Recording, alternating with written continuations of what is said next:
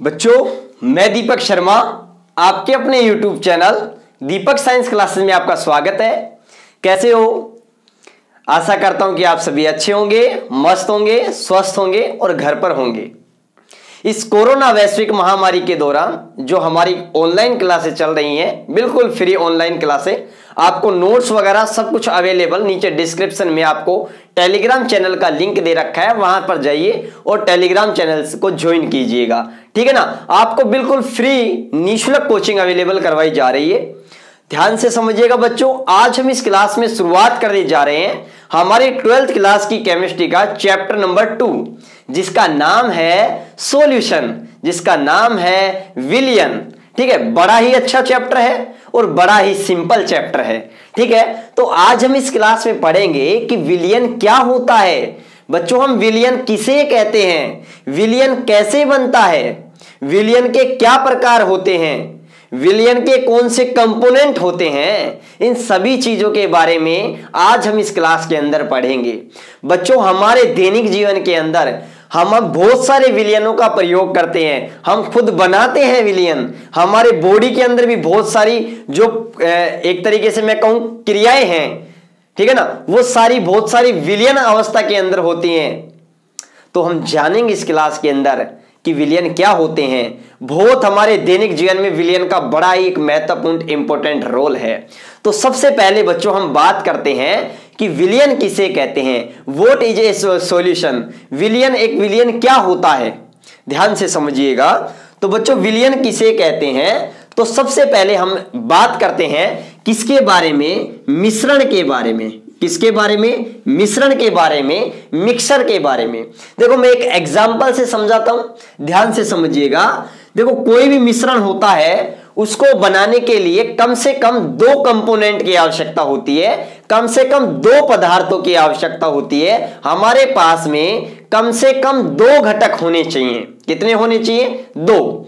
अब ध्यान से समझिएगा, जैसे मैंने एक एग्जाम्पल ले लिया अपने पास में, वो मैंने ले लिया मिश्रित दाल या मिक्सर दाल, जो हमारे दाल आती है, दाल बनाते हैं। अब आपने कभी मिक्सर दाल लेने जब आप मार्केट दुकान पर गए होंगे तो आपने कहा कि भैया दाल की भी, वाह, चना की दाल डाल दो, मूंग की दाल डाल दो, उड़द की डाल दो। तो उन्होंने मिक्स कर दिया होगा, तीनों दाल को मिक्स कर दिया होगा। या फिर एक एग्जाम्पल मैं बात करूं, एक तो मैं मिश्रित दाल आपको बताऊं, या फिर मैं एक आपको एग्जाम्पल बताऊं, और वो क्या बता रहा हूं, हम गर्मियों के दिनों में नींबू पानी बनाते हैं या मीठा पानी बनाते हैं, और उसके दौरान हम क्या करते हैं, शुगर को किसके अंदर ऐड करते हैं बच्चों, वाटर के अंदर ऐड करते हैं, जल के अंदर ऐड करते हैं। तो देखो क्या होता है, जब हम शुगर को, चीनी को पानी के अंदर घोलते हैं और फिर चम्मच से हिलाते हैं, तो क्या होता है, वो चीनी है ना, वो उस पानी के अंदर कंप्लीट तौर पर पूर्ण रूप से क्या हो जाती है, घुल जाती है। और जब आप उस पानी का, वो मीठा पानी बन जाता है, तो आप उस मीठा पानी के चाहे ऊपरी सतह से थोड़ा सा पानी लीजिए, चाहे बीच में से थोड़ा सा निकाल करके बीच में से लीजिए, चाहे नीचे वाला, आप सभी जगह अगर आप टेस्ट करोगे तो उस पानी का टेस्ट होगा वो सेम होगा। क्योंकि जो शुगर है, जो चीनी है, वो उस वाटर के अंदर, पानी के अंदर कंप्लीट रूप से क्या हो गई है, मिक्स हो गई है। और बच्चों, हम इस प्रकार के मिश्रण को हम क्या कहते हैं, समांगी। क्या कहते हैं बच्चों? समांगी मिश्रण कहते हैं। जैसे मैं कहूं पानी के अंदर मैंने नमक घोल दिया, वो भी क्या है, एक समांगी मिश्रण है बच्चों। ठीक है ना? पानी, दूध है, दूध के अंदर मैंने पानी मिला दिया, तो पानी है ना, वो दूध के अंदर बिल्कुल कंप्लीट रूप से, पूर्ण रूप से सभी जगह कंप्लीट रूप से क्या हो गया, मिश्रित हो गया। हम पानी को और वाटर को अब अलग अलग नहीं कर सकते, समझ रहे हो ना, क्योंकि पानी दूध के अंदर पूर्ण रूप से मिक्स हो गया। तो ऐसा जो मिश्रण होता है ना बच्चों, उसे हम क्या कहते हैं, समांगी मिश्रण कहते हैं, होमोजीनियस मिक्सर कहते हैं।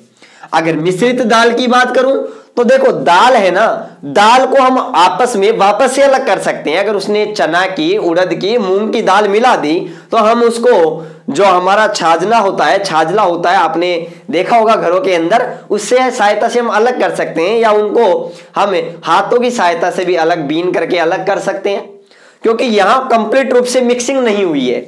इस प्रकार के मिश्रण को हम क्या कहते हैं? विषमांगी मिश्रण कहते हैं। क्या कहते हैं? विषमांगी मिश्रण कहते हैं। और बच्चों मैं आपको बता दूं, जो समांगी मिश्रण होता है वो हमारे पास में क्या कहलाता है? विलयन कहलाता है। तो मैं ये कह सकता हूं कि दो या दो से अधिक पदार्थों या दो से अधिक घटकों के समांगी मिश्रण को, होमोजीनियस मिक्सर को ही हम क्या कहते हैं बच्चों? मिश्रण कहते हैं। ध्यान से समझिएगा। तो यहां पर जो विलयन होता है वो हमारे पास में क्या होता है? दो या दो से अधिक घटकों का या अधिक पदार्थों का होमोजीनियस क्या होता है? मिश्रण होता है। और उस होमोजीनियस मिश्रण को ही हम क्या कहते हैं बच्चों? विलयन कहते हैं। क्या कहते हैं? विलयन कहते हैं। बच्चों विलयन का हमारे दैनिक जीवन में बड़ा ही इंपॉर्टेंट रोल है। जैसे मैं आपको और एग्जांपल दूं, जैसे मैं हमारे ये वायु है, इस कमरे के अंदर भी वायु है, सभी जगह चल जाओ वायु मिलेगी आपको। वायु भी एक क्या है? विलयन है। क्योंकि वायु के अंदर भी oxygen, carbon dioxide, nitrogen gas, इन सभी गैसों का आपस में क्या है? मिश्रण है। सभी गैसें आपस में मिली हुई हैं कंप्लीट रूप से। हम ऐसे अलग नहीं कर सकते, आजा ऑक्सीजन, आजा कार्बन डाइऑक्साइड, आजा नाइट्रोजन, ऐसे नहीं अलग कर सकते। समझ रहे हो ना मेरी बात को अच्छे से? तो बच्चों ध्यान से समझिएगा, अच्छे से समझिएगा कि जो वायु होती है वो भी एक क्या है? हमारे पास में विलयन होती है।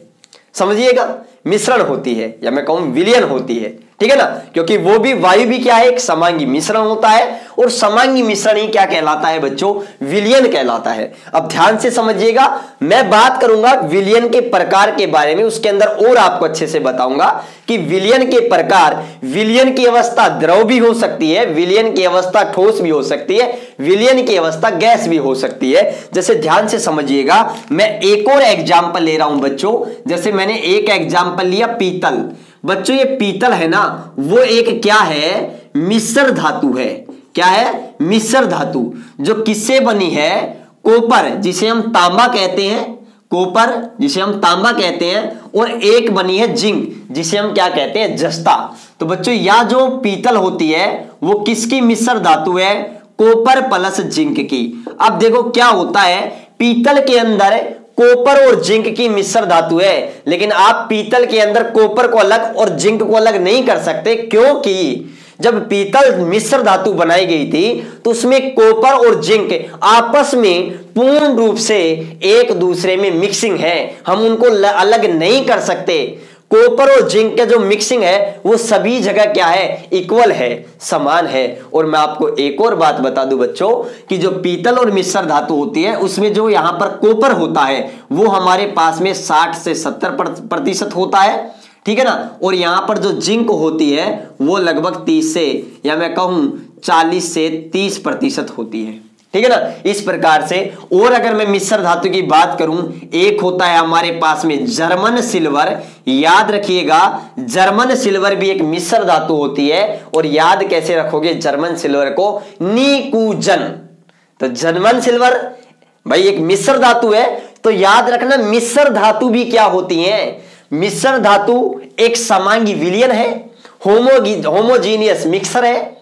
और जो मिश्र धातुएं होती हैं वो एक क्या होती हैं? विलयन होती है। क्योंकि यहां दोनों कंपोनेंट होते हैं और आपस में एक दूसरे में समांगी मिश्रण बनाए हुए रहते हैं। ये दोनों कंपोनेंट ठोस हैं, इसलिए याद रखना जो मिश्र धातु होती हैं वो ठोस विलयन का क्या है? एग्जाम्पल है। इनको मैं अगले नेक्स्ट क्लास के अंदर आपको समझाऊंगा विलयन के प्रकार के अंदर। ठीक है ना? अब ध्यान से समझिएगा, जर्मन सिल्वर होता है, याद रखना निकुजन। निकुजन का मतलब है निकिल, कॉपर, जिंक। तो याद रखिएगा बच्चों, जर्मन सिल्वर एक मिश्र धातु है। और याद रखिएगा जर्मन सिल्वर होता है वो भी किससे मिलकर बना होता है? निकिल, कॉपर प्लस जिंक से मिलकर बना होता है। और बच्चों यहां पर निकिल होता है वो 50 से 40% होता है, कॉपर 25 से 30% होता है और जिंक भी 25 से 30% होता है। मजेदार बात है, नाम इसका जर्मन सिल्वर है, लेकिन यही मिश्र धातु के अंदर सिल्वर का कहीं नाम नहीं है। अब हम गलती कर देते हैं जब हमारे कॉम्पिटिटिव एग्जाम में क्वेश्चन पूछता है कि जर्मन सिल्वर बना होता है, तो अपन देखते हैं यार जर्मन सिल्वर है तो कम से कम सिल्वर तो होगा, एजी तो होगा, लेकिन एजी नहीं होता है। यह भी एक अच्छा क्वेश्चन है। हमको 12th क्लास का एग्जाम में अच्छे मार्क्स ही नहीं लाने बच्चों, हमें 12th के साथ में नीट वगैरह, जेडब्ल्यू का वगैरह भी एग्जाम अच्छे से फाइट करना है। हमें बेसिक केमिस्ट्री अच्छे से आनी चाहिए। समझ रहे हो ना मेरे बच्चों? अब ध्यान से समझिएगा। तो ये हमारे पास में और देखिएगा, देखो मैंने क्या कहा कि विलयन होता है वो 2 या 2 से अधिक घटकों से मिलकर बना होता है। और बच्चों याद रखिएगा, ये जो घटक होते हैं इनका जो संगठन होता है वो एक निश्चित मात्रा में होता है। क्या होता है? एक निश्चित मात्रा में मिलकर बना होता है। और बच्चों याद रखिएगा, विलयन जिन दो कंपोनेंट से मिलकर बना होता है वो विलयन बनने के बाद में आपस में कोई इंटरेक्शन नहीं करते हैं। ठीक है ना, आपस में कोई इंटरेक्शन नहीं करते हैं। इस बात को भी थोड़ा ध्यान रखिएगा। और इंपॉर्टेंट बात है, इनका जो संगठन होता है वो एक निश्चित सीमा तक परिवर्तित होता है। ठीक है ना, आगे बिल्कुल बार बार चेंजेस नहीं होता है इतना। क्योंकि देखो अगर मैं एक एग्जाम्पल के माध्यम से समझाऊं, क्योंकि दैनिक जीवन में विलयन का बड़ा इंपॉर्टेंट योगदान है। जैसे फ्लोराइड आयन है, मेरे पास में क्या है? फ्लोराइड आयन है। फ्लोराइड आयन की जो 1.0 ppm पर पार्ट मिलियन सांद्रता का जो विलयन है बच्चों, वह हमारे दांतों को, दंत क्षय को, मतलब दांतों को टूटने से रोकता है। लेकिन अगर इन आयनों की सांद्रता अगर 1.5 ppm से के बराबर या उससे ज्यादा हो जाती है तो हमारे दांत इस कंसंट्रेशन के कारण, इस फ्लोराइड आयन के आधिक्य के कारण हमारे दांत पीले पड़ जाते हैं। तो देखो इससे क्या समझा, यहां पर फ्लोराइड आयन है, इसका मिक्सर है, विलयन है, लेकिन इसकी जो सांद्रता अगर 1.0 ppm है। ppm क्या होती है? बिल्कुल मत घबराइए, हम 3rd क्लास के अंदर कंसंट्रेशन सांद्रता का पद पढ़ेंगे, उसके अंदर मैं अच्छे से समझाऊंगा आपको। ठीक है ना। तो देखो कंसंट्रेशन जैसे ही चेंज होती है, इनका संगठन चेंज हो जाता है, तो इनके जो रासायनिक गुण होते हैं उनके अंदर भी क्या आ जाता है? परिवर्तन आ जाता है बच्चों। ठीक है ना। तो याद रखिएगा, ये बड़ी अच्छी बात है। और जैसे और भी अगर सांद्रता ज्यादा हो जाती है तो याद रखना एक तरीके से जहर ही बन जाता है। ठीक है ना। जैसे सोडियम फ्लोराइड है, चूहों के लिए एक तरह से बहुत जहर का कार्य करता है। मैं आपको एनसीईआरटी की एक एक लाइन बहुत बेहतरीन तरीके से, बहुत अच्छे से पढ़ा रहा हूं, आपको किताब खोलने की बिल्कुल भी जरूरत नहीं पड़ेगी। ठीक है ना, बड़ा मजा आएगा आपको एक एक बात समझने में। ठीक है, नॉलेज सबसे इंपॉर्टेंट होता है। अब देखिए, ये हमारी बात किसकी हो गई? विलयन की हो गई बच्चों। तो विलयन के बारे में हमने पढ़ा कि विलयन बनाने में 2 या 2 से अधिक घटक क्या आते हैं? काम में आते हैं। ठीक है ना। अगर विलयन बनाने में अगर 2 घटक काम में आ रहे हैं बच्चों, कितने घटक काम में आ रहे हैं? अगर 2 घटक काम में आ रहे हैं तो बच्चों हम उस विलयन को क्या कहते हैं? हम उस विलयन को कहते हैं द्विअंगीय विलयन। क्यों? क्योंकि विलयन बनाने में केवल कितने घटक काम में आ रहे हैं? 2 घटक काम में आ रहे हैं। यदि विलयन बनाने में 3 घटक काम में आए तो हम उसे क्या कहेंगे? त्रिअंगीय विलयन कहेंगे। क्या कहेंगे? त्रिअंगीय विलयन कहेंगे। और यदि विलयन बनाने में 4 घटक काम आए तो हम उसे चतुरअंगीय विलयन कहेंगे। लेकिन बच्चों याद रखिएगा, हम हमारी इस 12th क्लास के अंदर इस विलयन वाले चैप्टर में केवल और केवल हम इस द्विअंगीय विलयनों के बारे में ही क्या करेंगे? चर्चा करेंगे। समझ रहे हो ना? किसके बारे में बात करेंगे? केवल द्विअंगीय विलयनों के बारे में। क्लियर है? अच्छे से क्लियर है? तो अभी तक हमने पढ़ा कि विलयन किसे कहते हैं? विलयन 2 या 2 से अधिक घटकों या 2 या 2 से अधिक पदार्थों का क्या होता है? समांगी मिश्रण होता है। यदि विलयन बनाने में 2 घटक काम में आ रहे हैं तो उसे हम द्विअंगीय विलयन कहते हैं। यदि 3 घटक काम में आ रहे हैं तो हम उसे त्रिअंगीय विलयन कहते हैं, और यदि 4 घटक काम में आ रहे हैं तो उसे हम चतुरंगीय विलयन कहते हैं। जैसे मैं कहूं नमक प्लस जल का विलयन है, नमक प्लस जल, तो 2 घटक है यहां पर, नमक और जल, तो ये कौन सा विलयन है? द्विअंगीय विलयन है। और बच्चों हम इस क्लास के अंदर केवल द्विअंगीय विलयनों के बारे में ही पढ़ेंगे, हमारे सिलेबस में यही है। अब ध्यान से समझिएगा, अब विलयन बनाने में अगर 2 घटक काम में आ रहे हैं तो वो 2 घटक कौन कौन से हैं? उनमें हो सकता है एक घटक ज्यादा हो, दूसरा घटक क्या हो? कम हो। तो याद रखिएगा बच्चों, विलयन बनाने में जो घटक कम मात्रा में काम में आता है, जो घटक कम मात्रा में काम में आता है, उसे हम क्या कहते हैं बच्चों? उसे हम कहते हैं विलय। क्या कहते हैं? विलय कहते हैं, सोल्यूट कहते हैं। और जो घटक अधिक मात्रा में काम में आता है उसे हम बच्चों क्या कहते हैं? उसे हम सोलवेंट कहते हैं। क्या कहते हैं? सोलवेंट कहते हैं, विलायक कहते हैं। तो बड़ा सिंपल सा बात है, बड़ी सिंपल सी बात है कि कोई भी जो विलयन होता है बच्चों, जो विलयन होता है वो 2 घटकों से मिलकर बना होता है। एक हमारे पास में क्या होता है? विलय, और दूसरा हमारे पास में बच्चों क्या होता है? विलायक होता है। क्या होता है? विलायक होता है। तो मैं कह सकता हूं कि जो सॉल्यूशन होता है वो किससे मिलकर बना होता है? सोल्यूट से मिलकर बना होता है। किससे मिलकर बना होता है? सोल्यूट से मिलकर बना होता है, और साथ में सोलवेंट से मिलकर बना होता है। किससे मिलकर बना होता है? सोलवेंट से, मतलब विलायक से। अब ध्यान से समझिएगा, विलय तो किसे कहते हैं, विलायक किसे कहते हैं? बच्चों मैं बात कर रहा हूं, ये विलयन है ना, वो विलयन कौन सा है बच्चों? बाइनरी विलयन है, द्विअंगीय विलयन है। मैं केवल यहां द्विअंगीय विलयन के बारे में बात कर रहा हूं, ठीक है ना। अब ध्यान से समझिएगा, विलयन बनाने में जो घटक कम मात्रा में काम में आता है, जो घटक कम मात्रा में होता है, याद रखिएगा, जो घटक कम मात्रा में होता है,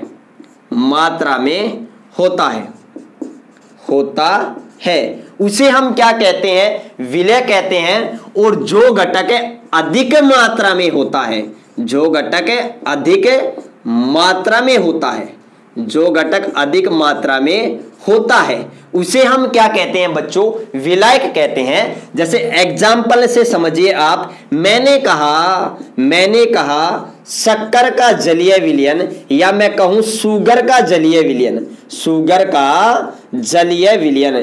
तो आपको पता है शुगर को किसमें घोला है? आपने जल के अंदर घोला है, तो जल ज्यादा मात्रा में है, शुगर की 1-2 चम्मच ही होंगी। तो याद रखिएगा, यहां पर जो शुगर है वो तो क्या है बच्चों? विलय है। और यहां पर जो जलीय विलयन है, जल है, ये जल क्या है बच्चों? विलायक है। क्या है? विलायक है। समझ रहे हो अच्छी तरीके से मेरी बात को? अच्छी तरीके से समझ रहे हो? तो या मैं ऐसे भी कह सकता हूं, समझ गए? विलयन बनाने में जो घटक कम मात्रा में काम आता है उसे विलय कहते हैं, जो घटक अधिक मात्रा में काम में आता है बच्चों उसे विलायक कहते हैं। या फिर मैं ऐसे भी कह सकता हूं, ये जो विलय होता है ये जिसके अंदर घुलता है, घुल किस में रहा है? जल में घुल रहा है। तो जिसके अंदर घुलता है वो क्या होता है? विलायक होता है। क्या होता है बच्चों? विलायक होता है। इस बात को भी अच्छी तरीके से याद रखिएगा, ठीक है ना। अब ध्यान से समझिएगा, यहां पर जो विलायक होता है ना बच्चों, विलायक होता है, ये विलायक ही इस विलयन की भौतिक अवस्था को क्या करता है? देखो मैं क्या बता रहा हूं, हम केवल यहां पर द्विअंगीय बाइनरी सॉल्यूशन की बात कर रहे हैं, ठीक है ना। अगर आप कहो कि सर हमारे पास में 3 घटक हैं, हमारे पास में कितने घटक हैं? 3 घटक हैं। तो बच्चों याद रखिएगा, जो घटक सबसे ज्यादा मात्रा में है आप उसे तो क्या मान लोगे? विलायक। शेष दोनों घटकों को क्या मानोगे? विलय मानोगे। समझ गए ना। लेकिन हम केवल यहां पर द्विअंगीय विलयन की बात करेंगे। तो द्विअंगीय विलयन में 2 घटक होंगे, जो घटक अधिक मात्रा में होगा वो विलायक होगा, जो घटक कम मात्रा में होगा वो विलय होगा। अब ध्यान से समझिएगा, कोई भी जो विलयन होता है उसकी क्या अवस्था होती है, उस विलयन की एक ही प्रावस्था होती है, या तो वो ठोस हो सकता है, या वो द्रव हो सकता है, या वो गैस हो सकता है। तो याद रखिएगा विलयन की अवस्था क्या होगी, विलयन की भौतिक अवस्था क्या होगी, ठोस होगी या द्रव होगी या गैस होगी, इसका निर्धारण कौन करता है, विलायक करता है। तो आप इस बात को भी ध्यान से समझिएगा कि विलयन की भौतिक अवस्था का निर्धारण कौन करता है, विलायक करता है। विलयन की भौतिक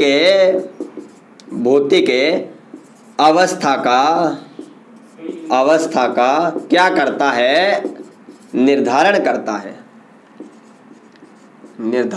है। इस बात को याद रखिएगा। तो ये बात क्लियर।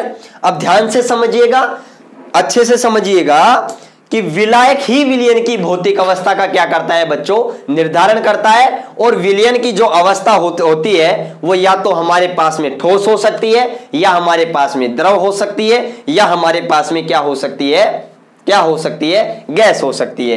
तो याद रखना है यहां पर एक अच्छी सी बात यह है, विलायक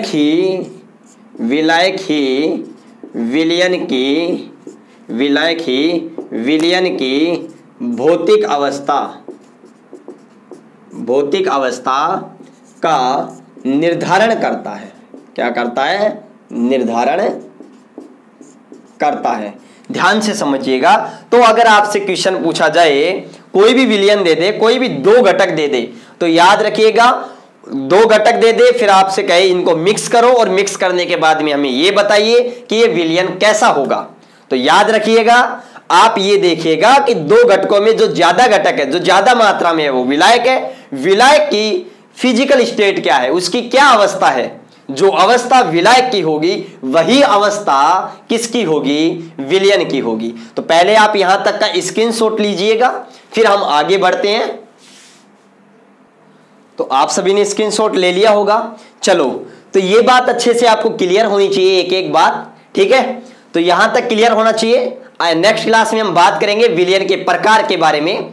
हम इस क्लास को यहीं समाप्त करते हैं, मिलते हैं अगली क्लास में। तो अगर क्लास पसंद आई है तो ज्यादा से ज्यादा लाइक करें, शेयर करें, चैनल को सब्सक्राइब करना बिल्कुल ना भूलें, बेल आइकन दबा लें, ताकि जैसे ही वीडियो अपलोड हो आपको तुरंत नोटिफिकेशन मिल जाए। अगर आपको कोई डाउट हो तो नीचे टेलीग्राम चैनल का लिंक दे रखा है, नीचे इंस्टाग्राम अकाउंट का लिंक दे रखा है, वहां पर जाकर मुझे आप फॉलो कर सकते हो, और वहां पर भी आप कोई क्वेश्चन पूछ सकते हो, एनीवे कोई भी डाउट हो, ठीक है। तो मिलते हैं नेक्स्ट क्लास में। आप सभी का बहुत बहुत धन्यवाद।